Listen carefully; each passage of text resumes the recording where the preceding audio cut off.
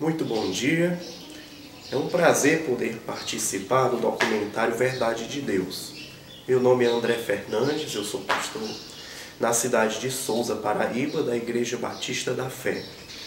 Bem, meus queridos, eu quero mandar aqui um abraço a toda a equipe que compõe esse documentário e em especial ao meu colega Matheus Amati, de São José do Rio Preto, de São Paulo, que foi o idealizador desse documentário. Ele nos deu algumas perguntas, as quais nós tentaremos responder da forma mais objetiva possível para então, de alguma forma, tentar contribuir com este documentário. Em primeiro lugar, a primeira pergunta: por que o movimento neopentecostal atribui aos demônios toda sorte de males e doenças que sobrevêm a uma pessoa?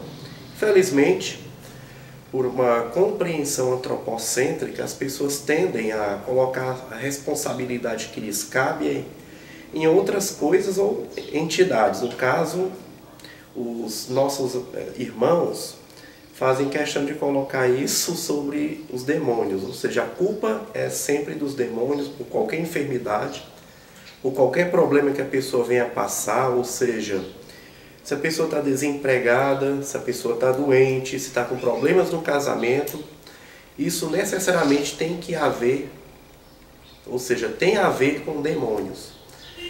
Só que não necessariamente é o que a Bíblia diz. A palavra de Deus mostra, lá em Romanos capítulo 8, versículo 28, que todas as coisas cooperam para o bem daqueles que amam a Deus. O apóstolo Paulo até comenta na Epístola aos Filipenses, logo no capítulo 1, versículo 12, se não me falha a memória, de que todas as coisas que lhe aconteceram têm contribuído para o progresso do Evangelho. Algumas coisas são circunstanciais, nós reconhecemos. Mesmo assim, elas podem ser utilizadas por Deus para o nosso bem, para o nosso amadurecimento, para o nosso crescimento espiritual. O apóstolo Paulo, ele enfatiza a questão de você usar a adversidade para o seu crescimento espiritual. Ele diz que a nossa leve e momentânea tribulação produz em nós peso eterno de glória que não há comparação. E também Tiago, o irmão de Jesus, ele diz que nós devemos ter por motivo de toda alegria o passar por várias provações, sabendo que a aprovação da nossa fé, uma vez confirmada, produz perseverança e também produz amadurecimento, como ele diz logo mais adiante no versículo 4. Ou seja, as tribulações, os males que nos acontecem, nem sempre são ações diretas de demônio, podem ser circunstanciais ou podem ser situações às quais Deus nos sujeita, no fim das contas, para que nós venhamos a crescer espiritualmente e até moralmente. Ok? Nós temos aqui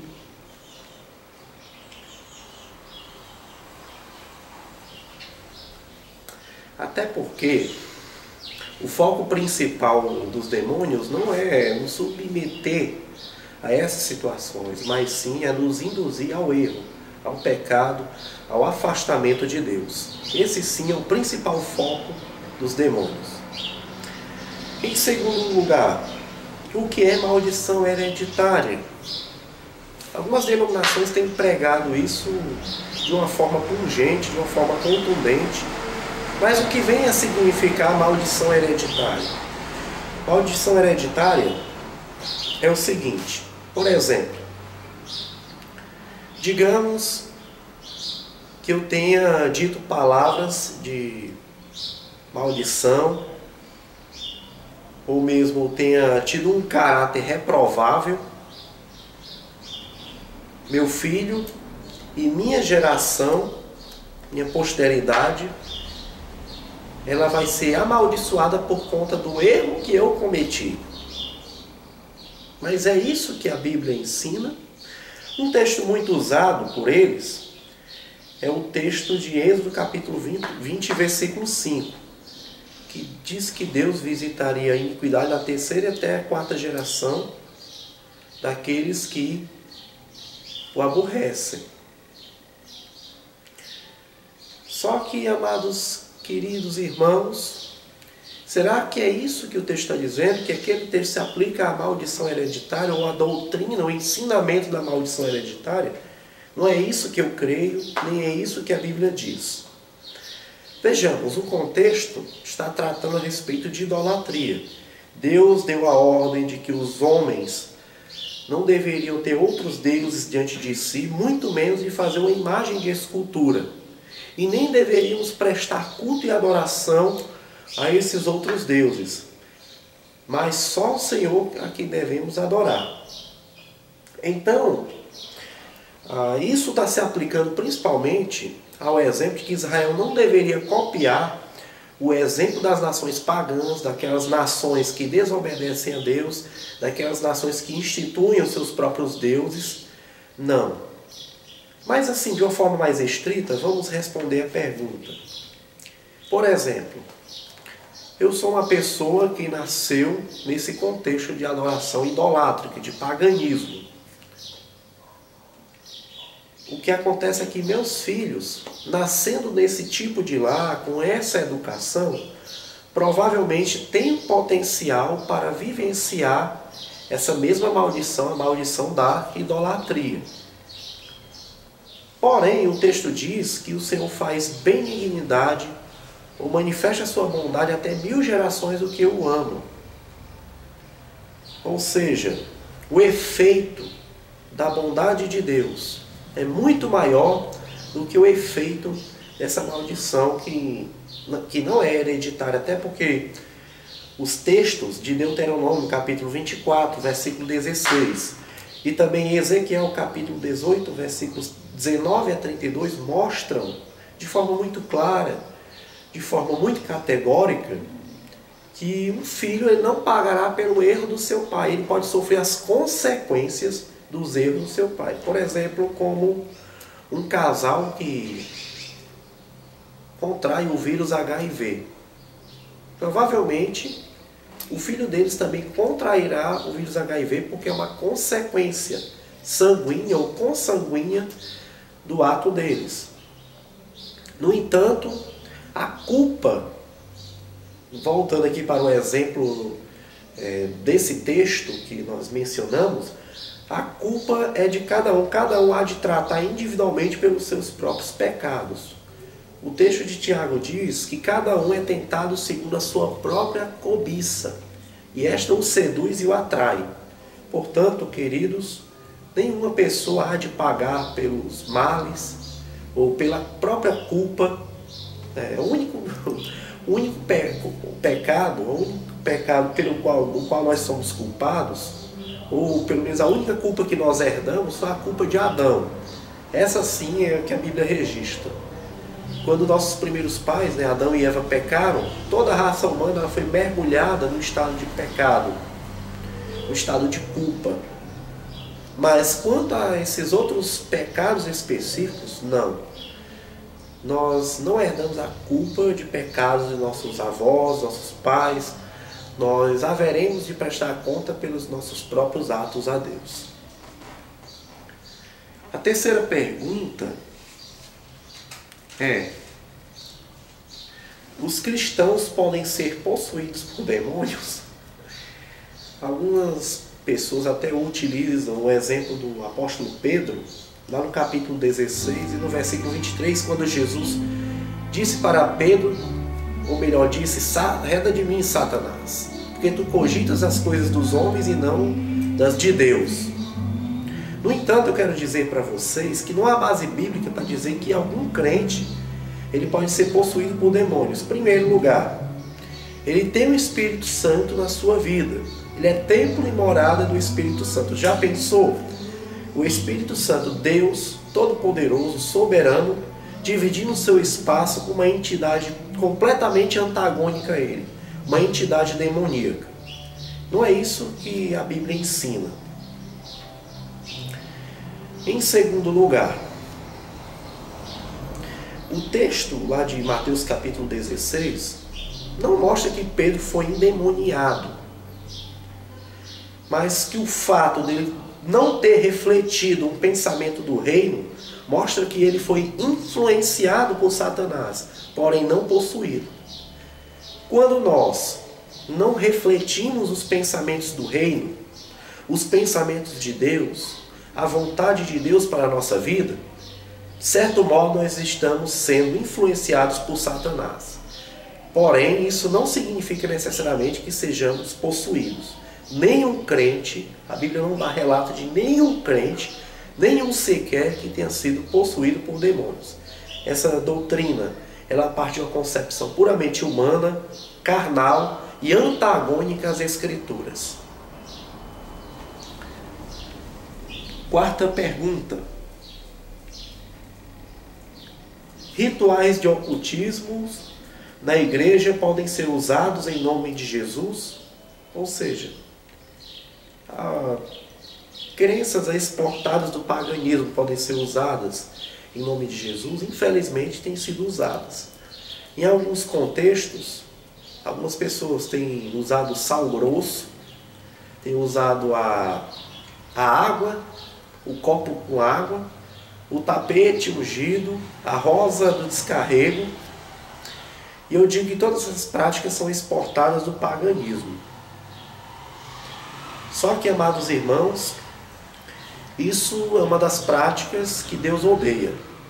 Ou melhor, Deus odeia todas essas práticas, porque todas elas causam a sua ira e são contrárias àquilo que Ele ensina. Nós não temos liberdade para cultuarmos a Deus da forma como bem entendemos. Mas a palavra de Deus ensina categoricamente que o próprio Deus quer ser cultuado segundo os seus próprios padrões. Deus estipula os próprios padrões pelos quais Ele quer ser adorado.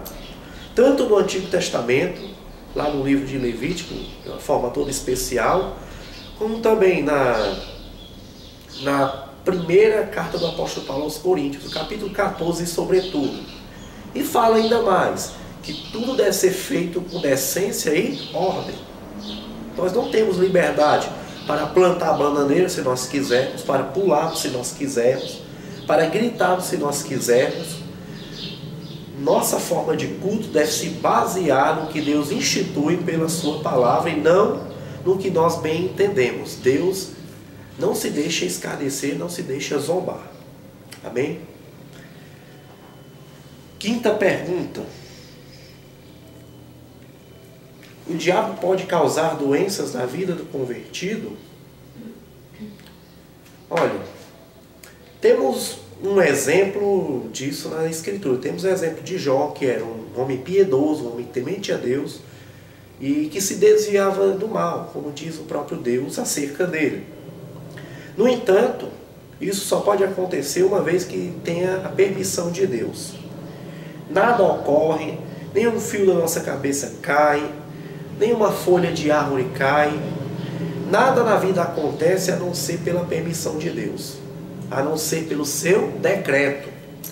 No entanto, sabemos, como eu já disse anteriormente, que todas as coisas acontecem para o bem daqueles que amam a Deus. Tudo isso na vida do crente genuíno, daquele que foi resgatado pelo sangue de Jesus, contribui para o seu crescimento espiritual. Portanto, pode ser que aconteça, porque temos um relato na Bíblia que descreve. Não temos muitos, temos esse exemplo de Jó. No entanto, isso serve para também aprendermos que Deus tem o domínio sobre todas as coisas. Aqui, a penúltima pergunta é: depressão é uma doença maligna? Não necessariamente. Às vezes pode acontecer que nós sejamos sujeitados ou estejamos sujeitos a uma situação de dor, uma situação que nos aflige bastante. Mas isso não significa necessariamente que isso venha do diabo. Temos o exemplo de Elias, que entrou naquela caverna, lá em 1 Reis capítulo 19. Eu poderia até comparar isso a uma depressão. Ele desejava morrer, porque achava que não havia mais ninguém fiel a Deus naquela altura. No entanto, ele foi consolado por Deus e foi recapacitado para a obra que Deus o havia chamado. Temos o exemplo também do próprio Jesus, que chorou, se angustiou de um tal modo lá no jardim do Getsêmani, que as suas gotas de suor se converteram em gotas de sangue. Essa enfermidade é conhecida como hematidrose. Ou seja, quando a pessoa ela é sujeita a uma angústia extrema, uma dor profunda na sua alma, uma aflição sem igual, os vasos subcutâneos, ou seja, os vasos que se encontram abaixo da pele, eles rompem e ao invés de expelirem suor, expelem sangue. E foi isso que aconteceu com Jesus. No entanto, queridos, Deus, ele tem todo o poder para nos consolar. Nós não temos que pôr o dedo na cara de Deus para que Ele nos livre de determinadas situações. Devemos sim nos submeter humildemente a Ele, para que Ele nos liberte dessas situações ou nos ensine algo em meio a essas situações. Tudo isso contribui para o nosso crescimento. Já há um ditado que diz: sem dor não tem valor. O grande escritor de literatura britânica, C.S. Lewis, ele também disse que a aflição é o megafone de Deus para despertar um mundo surdo. Às vezes Deus vai nos sujeitar a muitas situações que aos olhos humanos são tenebrosas, porém, tudo isso visando ao nosso bem. Isso pode incluir uma depressão. Os discípulos, lá no capítulo 5, se não me falha a memória, de Atos, eles se alegraram por ter sido açoitados por esse nome, pelo nome de Jesus Cristo. Quanta dor ainda nos sobrevirá. No entanto, devemos ter a certeza de que Deus estará conosco em todos os momentos e de que essa dor pode ser até bênção para a nossa vida, pois pode nos moldar mais e mais a Jesus Cristo. Amém?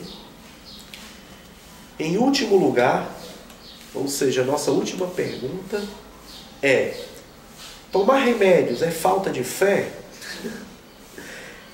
Eu já vi uma vez um pastor, eu estive pessoalmente nessa reunião onde esse pastor pregou, numa igreja pentecostal, onde ele estava dizendo que uma irmã não deveria mais tomar remédio. Irmã, por que você toma remédio? Você não crê que Deus pode lhe curar?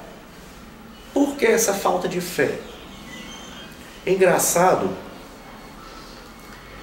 como há muita ignorância e às vezes muita maldade da parte desses ministros que tentam propagar o erro, o engano. Nós sabemos que Deus tem poder para curar, sim. Mas Ele não vai efetuar milagres a nosso bel prazer. E nem Ele vai fazer assim, regularmente, sempre que nós quisermos. Deus faz tudo de acordo com a sua vontade. Outro fator que nós devemos salientar é que o próprio Deus tem instituído a medicina.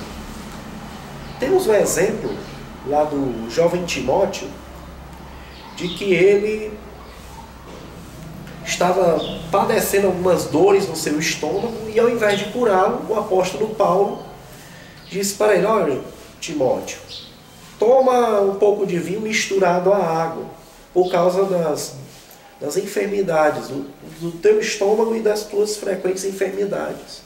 Ou seja, Paulo recomendou a Timóteo que tomasse um medicamento, que tomasse um analgésico para a sua dor. Paulo era um homem de fé. Paulo era um homem que efetuou curas, que efetuou muitos milagres em nome do Senhor. No entanto, ele exortou a Timóteo a que tomasse esse medicamento. Com isso, nós aprendemos que Deus tem instituído a medicina como meio ordinário de efetuar a sua provisão. No fim das contas, o mérito é de Deus, porque é Ele que cura, quer através da medicina, dos médicos, ou mesmo através de um ato soberano e direto de sua parte. Portanto, não é falta de fé apelar à medicina e aos medicamentos. Existem coisas que somente Deus pode fazer. No entanto, Deus regularmente tem se utilizado dos meios ordinários, da medicina e dos médicos, dos medicamentos também, para efetuar a sua provisão. Em Tiago capítulo 5, versículo 14, também é dito que nós deveríamos colocar, ou seja, os membros daquela igreja, ou daquelas igrejas, deveriam colocar óleo sobre os enfermos. O óleo, no contexto do Novo Testamento, era também um medicamento, não era assim um objeto mágico em que você colocava na testinha das pessoas e elas eram automaticamente curadas. Mas sim, o óleo era um medicamento. Ok? Bem, meus queridos, essa é a nossa participação.